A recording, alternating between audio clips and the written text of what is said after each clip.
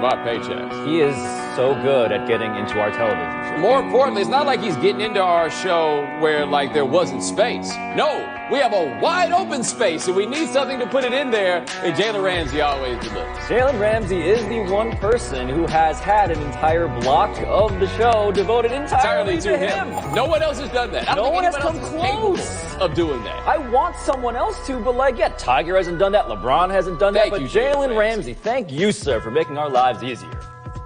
But our first name today is the Patriots, because with Julian Edelman and Gronk and Josh Gordon playing together, Tom Brady dropped 341 yards, 3 touchdowns, and 38 points on the Colts last night.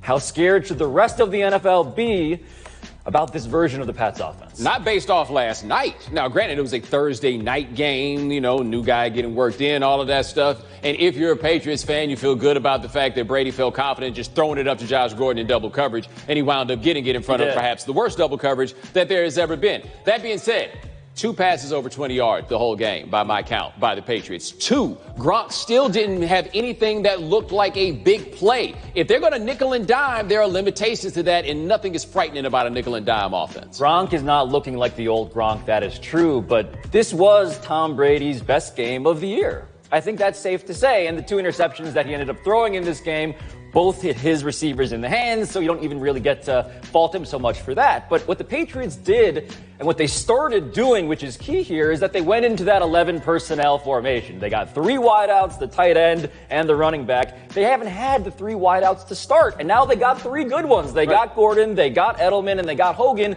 Brady in that formation, 82% completion percentage. But hold on, though. You just called him good, right? Not great. Not very good, good. Like Josh Gordon himself, we don't really know what to expect from there. Upside. Right, but Hogan and Edelman are good. You just asked about whether the league should be scared. Nobody in the league is scared of simply good when it comes to those receivers. My man Florida James hit us with this stat. Tom Brady coming into this game was 3rd in the league in percentage of passes that were off target. At a percentage, by the way, that was higher than Josh Allen's. Right, and I guess to me, the biggest argument against the Patriots being impressive last night is that the Colts were just so shorthanded. I mean, they didn't have 5 of their starters going in. They lost, I believe, 5 more guys.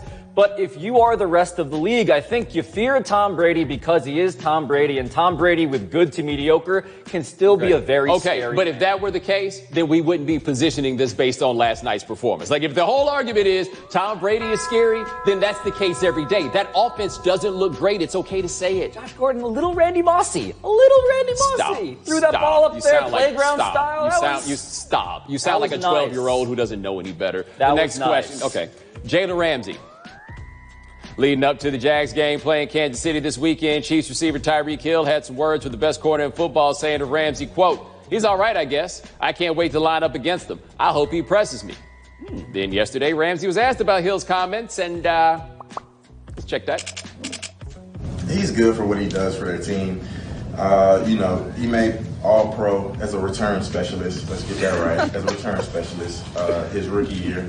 He went to 2 Pro Bowls as a return specialist. 2 years, I made All-Pro in my position as a corner.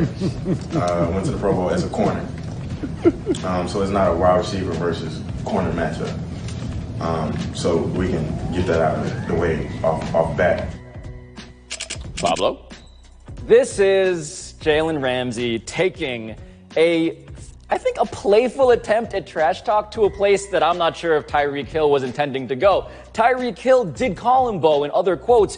He called Jalen Ramsey the top cornerback in the game. Jalen Ramsey responded by picking apart his LinkedIn resume. I mean, that was a little, he's right, Jalen Ramsey's right, but man, this is know who you're getting into it with, because that was a little much. Hold on. He's all right, I guess. I can't wait to line up against him.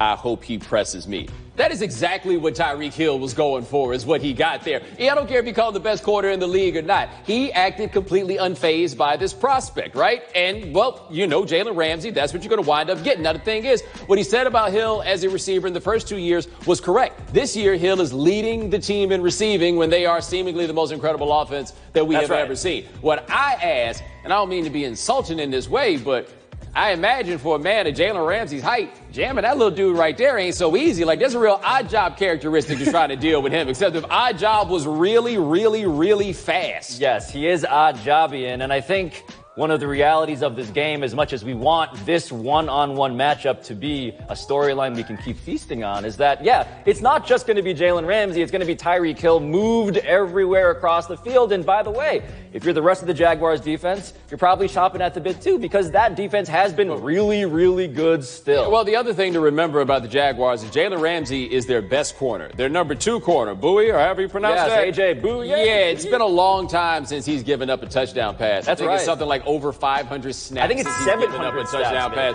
Yeah, so, I mean, they got other dudes, too. They do. All right. Next name is Kyrie Irving. Yesterday, in an event for Celtics season ticket holders, Kyrie revealed that he plans on re-signing and staying in Boston long term. Let's watch him announce it. Shared it with some of my teammates as well as the organization and everyone else in Boston. You guys will have me back. I plan on re-signing here next year. Yeah! Bo, should Celtics fans, very happy Celtics fans, trust Kyrie? I mean, it'd be hard to walk off that, right? Like, something would have to happen. It's one thing to lie to those kids that time in Cleveland. Sometimes kids make you lie to them. This, no. I think he means this. I ask a different question. If you're Boston, how exactly do you want to go about re-signing him? Because, look, they got a lot of dudes they got to figure out how to squeeze in, assuming they don't want to pay a ridiculous amount against the luxury tax.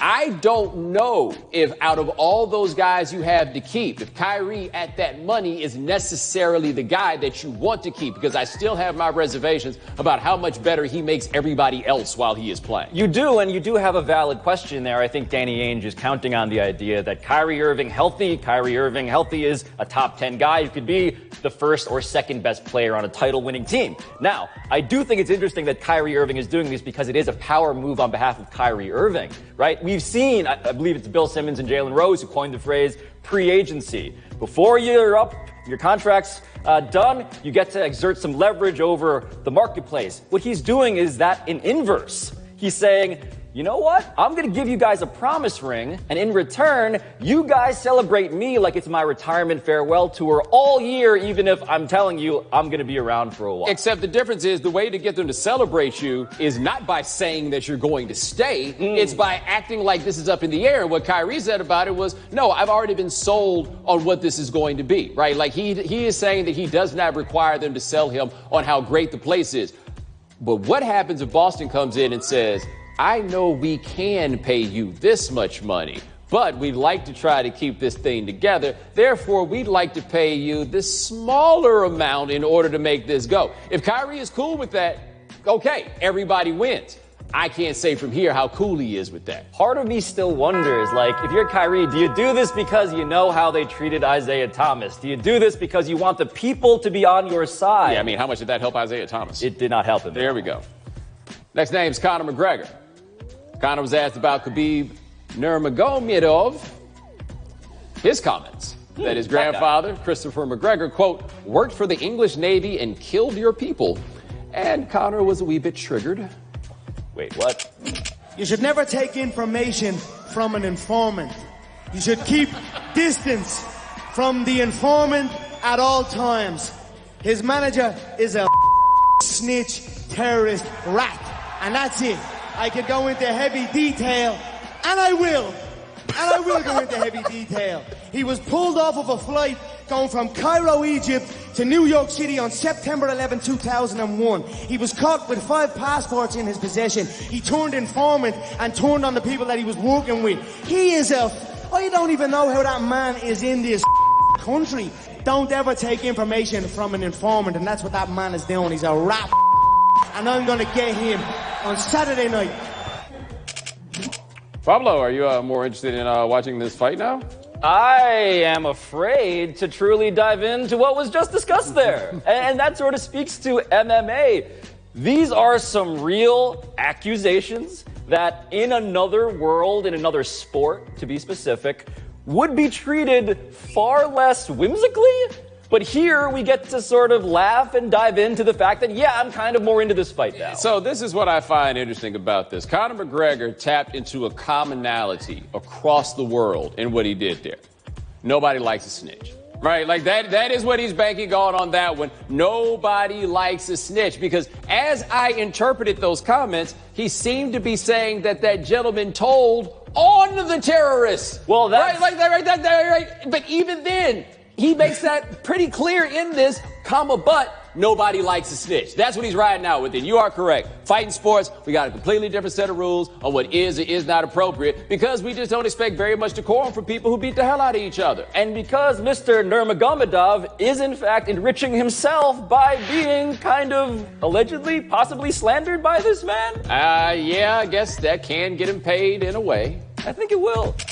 Tony time, kids. HighNooN is brought to you by Nissan, innovation that excites. This is actually under your budget. That's great. Mm-hmm.